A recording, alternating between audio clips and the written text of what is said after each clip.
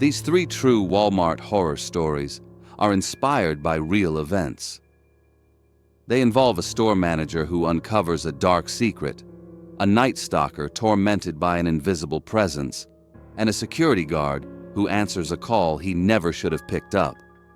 First, the impossible disappearance of an elderly greeter leads his manager to a chilling discovery about a group of employees who are always smiling.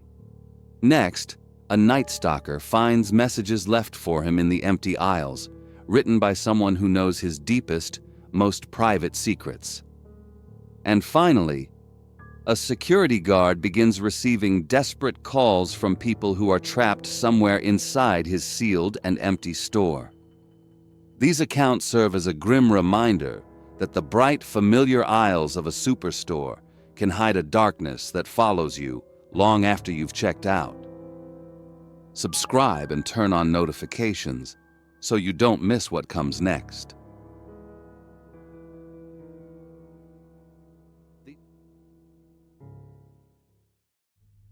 The first sign that something was terribly wrong was a small, perfect square of folded fabric. It was a Walmart uniform, neatly creased and left on the cold countertop of an employee bathroom in a central Ohio store. On top sat a plastic name tag that read Frankie, and beside it a set of keys. The maintenance worker who found it just stood there, his face pale. The bathroom was empty. It had only one door and no windows. The man who wore that uniform, the 78-year-old greeter everyone called Frankie, had walked in minutes before. But he never walked out. For Megan, the store's pragmatic manager, the image of that folded uniform would become a permanent scar on her memory. Before that moment, Frankie had been a fixture, a landmark as reliable as the sunrise.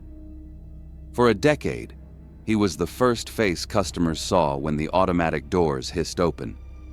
But in his final weeks, Frankie saw things other people missed.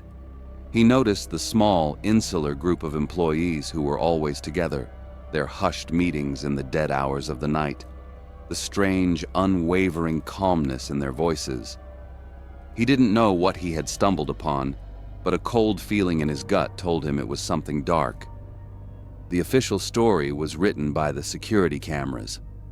At 3:47 p.m., Frankie is seen walking with his usual steady gait toward the employee bathroom. The footage is clean, almost sterile. There's no struggle, no force, nothing out of the ordinary. The horror is in the absolute lack of action. He simply turns the corner and disappears from view. For 3 seconds, the camera feed dissolves into a screen of rolling static, and through the noise, a single brief image registers. The silhouette of a tall figure standing in the bathroom doorway blocking the view. Then just as quickly, the feed snaps back to the normal, empty hallway. Frankie is never seen again. Law enforcement was called, and they treated it as a standard missing persons case, assuming he had simply walked away from his life. But Megan's eye for detail caught something they missed. Tucked away on the inside of the uniform's collar was a small hand-drawn symbol, inked in black.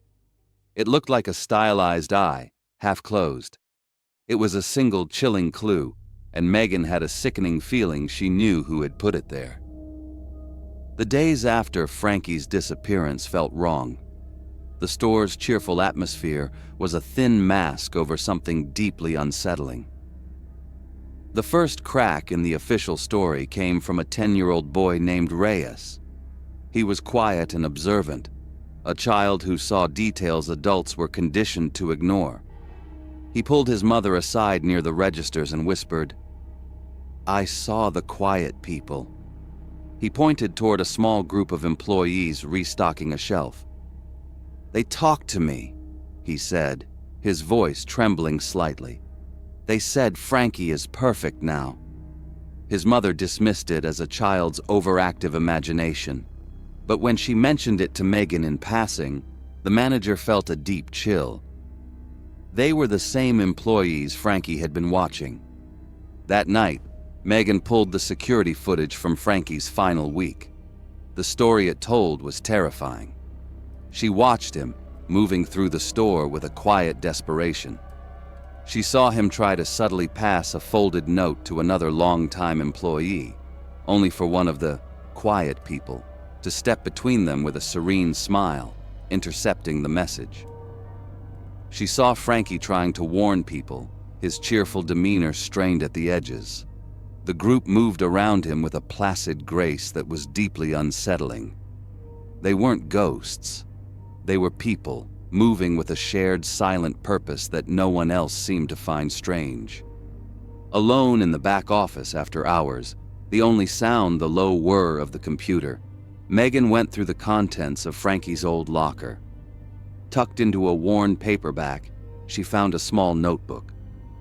Most of it was just doodles and grocery lists, but on the last page he had repeatedly drawn the same symbol from his collar. Beneath it, he had written a single word: perfection. A frantic search on her phone followed.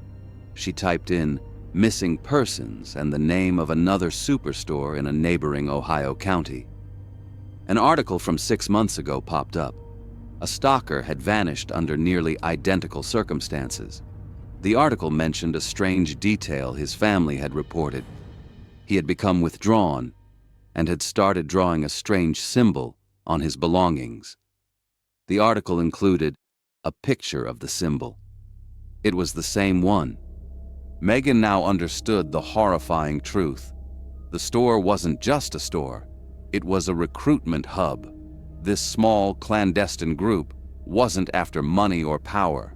Their goal was to find people and perfect them, strip them of emotion, of individuality, until they were cold, silent, and compliant followers. Frankie, with his unwavering routine and his kind, predictable nature, had been their ideal candidate. He hadn't left. He had been taken. Her heart pounding, she walked out of the office and into the vast, silent store. She found him in the stockroom, the unofficial leader of the group, a quiet man who always had that same placid smile. She confronted him, her voice shaking but firm. He didn't deny it. He just looked at her, his eyes calm and empty, and explained their philosophy. They believed the world was chaotic and painful because of emotion. They were simply helping people achieve a state of pure, quiet perfection. The scene was terrifying not because of any threat of violence, but because of his absolute chilling conviction. He truly believed he was saving people. Knowing she was in terrible danger, Megan feigned interest, asking questions, nodding along. She saw her opportunity when he turned to address another member who had silently appeared behind him. She didn't hesitate. She ran. She fled through the dark, silent aisles of the store, expecting at any moment to hear footsteps chasing her. But there were none. As she burst through the emergency exit into the cool night air, she glanced back. They were all there at the end of the aisle, simply watching her leave with their calm, empty smiles. The true horror of that moment washed over her. They weren't hunting her. They were letting her go. They were sure she would be back one day, seeking her own perfection. The official investigation found nothing. The group was careful, leaving no evidence. Megan moved far away, but her escape wasn't an ending. It was a terrible awakening. In her new life, she learned that what she saw was part of a silent epidemic. She discovered that in Ohio, the number of people in vague, non-denominational groups that are harder to track had exploded, providing perfect cover for organizations operating on the fringe. She read countless stories from former members of other high-control groups who all described the same primary tactic: isolation from friends and family, until the group is all that's left. The group Megan escaped wasn't an anomaly. It was a blueprint. Now she can never unsee it. She sees the signs everywhere, the unsettlingly perfect smiles, the chilling silence of people who seem part of a shared, terrible secret. Sometimes she'll drive by a 24-hour superstore in her new town and see a greeter at the door, smiling a perfectly cheerful, perfectly empty smile. And she'll wonder if he, too, has a small, hand-drawn symbol hidden on the inside of his collar.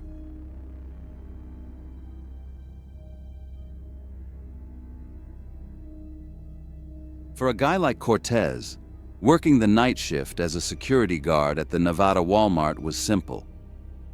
It was about walking and waiting. For 8 hours, the whole place was his. He'd walk the long, straight aisles, his footsteps making a soft, rhythmic tap on the polished floor that was the only sound in the building. The lights overhead gave off a steady, silent glare, making the endless rows of merchandise look strange and lonely in the dead of night. It was a good gig for a guy who didn't need much excitement. Routine was comfortable. He'd start in grocery, walk past the mountains of cereal boxes and a whole wall of soda, then cut through home goods, where the blank screens of 100 televisions stared back at him. He knew every shadow in the place. He knew the way the air conditioners would kick on with a heavy clank that echoed through the entire store. It was predictable. It was safe. That's how it was for years, right up until the night the phone rang. It was the customer service phone, the one behind the main counter. Its ring was a sharp, piercing sound that cut through the deep quiet. Cortez stopped dead in the main aisle. It was 3 a.m. The store was locked up tighter than a drum nobody should be calling. He figured it had to be a malfunction, but it kept ringing, insistent. He walked over to the counter, the sound getting louder with each step. He picked up the receiver. "Walmart, this is Cortez." The voice on the other end was a woman's, thin and full of panic. "Help me, please! I'm lost in here. I can't find a way out." He could hear a faint, high-pitched squeal in the background of the call, a sound like bad feedback. Cortez kept his voice level. "Ma'am, the store is closed. There's nobody here. You must have the wrong number." "No, I'm here. I'm at the checkouts," she cried, her voice cracking. "But the doors, they're all gone." "There are no doors." He turned and looked. The massive glass entry doors were right where they always were, clear as day. He glanced up at the security monitor behind the counter. He could see the whole front of the store. Every checkout lane was empty. The entrance was still. There was nobody there. "Ma'am, I'm looking at the cameras." "There's no one here," he said, his patience wearing thin.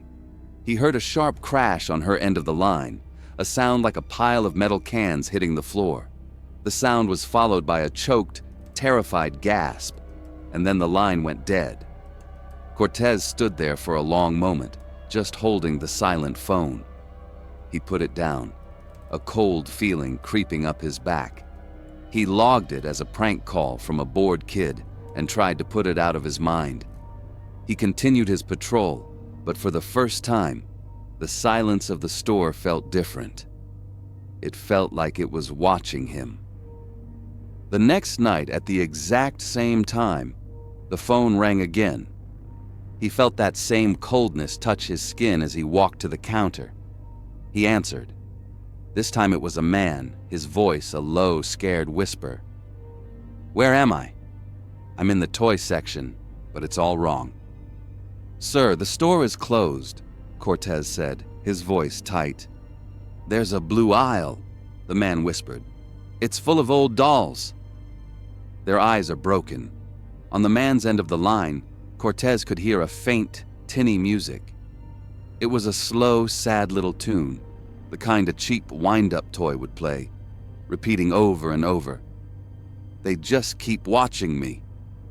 Cortez knew the store like the back of his hand. There was no blue aisle in the toy department. He tried to talk to the man, but the whispering just got faster and more frantic until the line clicked and went silent. The sound of the tiny, sad song played for 2 more seconds, then it was gone. It went on like that for a week. Every night, a new call from a new voice, A young guy claimed he was trapped in the pet food aisle, saying it smelled of wet dirt and something rotting. An old woman cried that she was in a long hallway where the shelves were all empty, and she could hear a faint scratching sound coming from the walls. Each story was impossible, but the fear in their voices was absolutely real. Cortez started to dread his shifts. The familiar, quiet store had become a place of menace. The mannequins in the clothing section looked like silent watchers in the dark. Every shadow seemed to move just at the edge of his vision. The job wasn't comfortable anymore. It was terrifying. He finally decided he'd had enough. He went to the local police station and told the officer at the front desk the whole story. The cop looked at him like he was crazy, until Cortez handed him the list of numbers he'd started writing down. The officer took the list and typed the first number into his computer. He stopped, his bored expression slowly changing to one of confusion, then disbelief. He typed in another, then another. He looked up at Cortez. "Where did you say you work again?" Every single call was coming from a batch of cheap, prepaid cell phones. A batch that had been reported stolen from that exact Walmart several months ago. For a moment, Cortez felt a huge sense of relief. It wasn't ghosts. It was just criminals playing some kind of sick, elaborate joke. The police opened an investigation and even sent a car to sweep the store, but they found nothing. The cops told Cortez not to worry about it, that the thieves were just messing with him. But the calls didn't stop. The voices were still lost, still terrified. The fear was still real. Then, about a month after it all started, the real story broke. A hiker, way out in a barren stretch of the Nevada desert, stumbled upon a gruesome scene. He found the bodies of the people who had stolen the phones.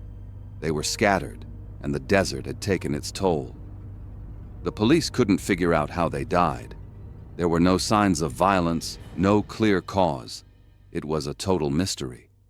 And lying in the dirt next to them was a pile of cheap prepaid cell phones. The moment the police gathered those phones and put them in evidence bags, the nightly calls to the Walmart stopped. Just like that. The police filed the case as unsolved. The deaths in the desert remain a mystery, and the phones held no answers. Cortez quit his job a week later. He couldn't walk those aisles anymore without hearing the echo of those panicked whispers, of that sad, tinny song from a wind-up toy.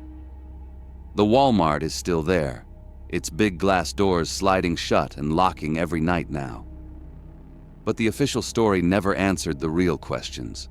No one could ever explain the calls. Were they just a sick, elaborate prank played by the thieves in their final days? Or did the phones somehow pick up the genuine terror of their last moments out in the desert? And the biggest question of all, the one that keeps a story like this alive in the dark, were the voices Cortez heard even theirs? Or were they echoes from someone else entirely? Someone still lost in that same empty darkness, calling out for help that will never, ever come.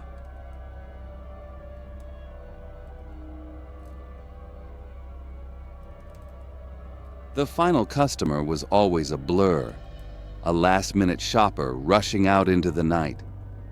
At precisely 11 o'clock, the overhead speakers would crackle, and a tired, recorded voice would signal the end of the day. Then came the heavy, final sound of the glass doors sliding shut and the metallic clang of the lock turning. For most people, this was an ending, but for Alex, this was when his world truly began. The sprawling superstore, once a noisy hive of activity, fell into a deep mechanical silence. This was his sanctuary, a cathedral of commerce where he found a quiet satisfaction in the precise slice of his box cutter through cardboard and the solid, satisfying click of a can placed perfectly on a shelf. It was a world that made sense. Every item had a place. Every task had a conclusion. This was his routine, a predictable pattern that held the chaos of the outside world at bay. That sense of order first began to break in small, almost unnoticeable ways. A single jar of olives left in the cereal aisle. A carton of milk, still cold, sitting on a shelf of paper towels. He'd retrieved the wayward items, assuming it was the last-minute decision of a distracted shopper. A minor annoyance, nothing more. But the occurrences became more frequent and stranger. He found a single expensive steak laid carefully on a display of snack cakes. One night, a child's worn teddy bear was propped up against the butcher's counter, its button eyes staring into the empty space.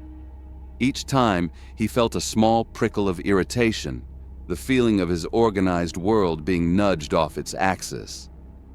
He told himself it was just a strange prank, a game being played by someone with too much time on their hands. The night it stopped being a game, he was in aisle 7. He was pushing his heavy stocking cart, its plastic wheels making a low, rumbling sound on the vast gray concrete. As he turned the corner, his cart's front wheel caught on something, stopping him short. There, on the floor, was a line of protein bars. They weren't just tossed there. They were placed with an unnerving precision, forming a perfectly straight line. He stepped closer, his boots silent on the floor. He could see now that they weren't just in a line. The bars had been arranged to spell a word. A cold, heavy weight settled in his gut. The word was Alex. He took a step back, his breath catching in his throat. The faint metallic sigh of the air vents overhead seemed to grow louder, filling the sudden roaring silence in his ears. The store was secure. The heavy iron gate was locked and chained. He was alone. He was absolutely, positively alone. The feeling of being watched descended on him like a physical weight.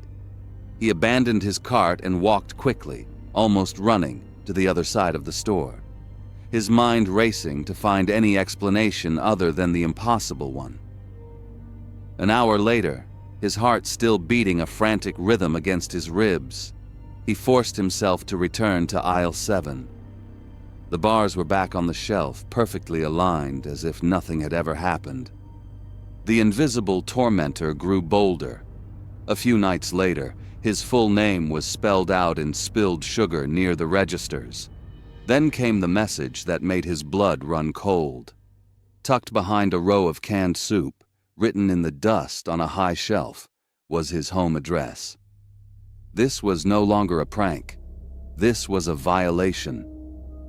The familiar sounds of the empty store became a source of torment. The sudden click of a freezer unit starting up sounded like a footstep behind him. The rustle of a sale banner shifting in the airflow was the whisper of a voice. He felt a presence now, a shadow that moved just at the edge of his vision. He finally went to his manager, who, though skeptical, agreed to review the security footage. They sat in the cramped back office, the air thick with the smell of stale coffee, and watched the grainy black and white feed. Alex saw himself on the screen, a ghost of the present moment, moving down the aisles. And then he saw it. As he approached the spot where a message would be found, the screen would suddenly erupt in a violent tear of digital snow, a brief screaming burst of white noise. It lasted only a second. When the image returned, the message was there. The cameras saw the before and the after, but never the event itself. The security company called it a data packet loss, a technical glitch in an old system. Alex knew what it was. It was a digital curtain, pulled at the perfect moment. Someone wasn't just in the store with him. They were in the system. They were a phantom in the code, moving unseen, erasing their own presence from the record as it happened. The final night came without warning. He was in the baby aisle when he smelled it, a sickly, sweet, cloying scent. He turned the corner and his legs almost gave out. There, on the floor, Written in a sprawling, messy script of spilled baby formula powder was the message. He leaned down, his entire body trembling. It said, "Tell your sister about the swing." A memory he had buried for 20 years slammed into him. A broken swing. A secret he and his sister had sworn never to speak of again. A piece of his past so private he had nearly forgotten it himself. And it was here, written in chalky white powder on a dirty floor. The stalker wasn't just watching him through a camera. They had dug into his life, into his history, into his mind. He walked out that night and never returned. The police report he filed went nowhere. There was no unmanipulated footage, no fingerprints, no suspect. Alex was left with the chilling knowledge that his tormentor could be anyone. But the true horror wasn't about one person. It was the realization that the walls of his life were made of glass. He had become a statistic, one of the 7.5 million faces who will feel the cold, invisible touch of a cyberstalker this year. The police told him that in 2/3 of stalking cases, the victim knows their attacker, a fact that turned every acquaintance into a potential suspect. The ghost wasn't in the store, it was in the network, a world where your deepest secrets are just data, and where a new cyber attack, a new violation, happens every 39 seconds. He never found out who it was. And now, when he lies in bed at night, the fear that keeps him awake is a question that could happen to any of us. In a world where your entire life is online, who is watching you right now?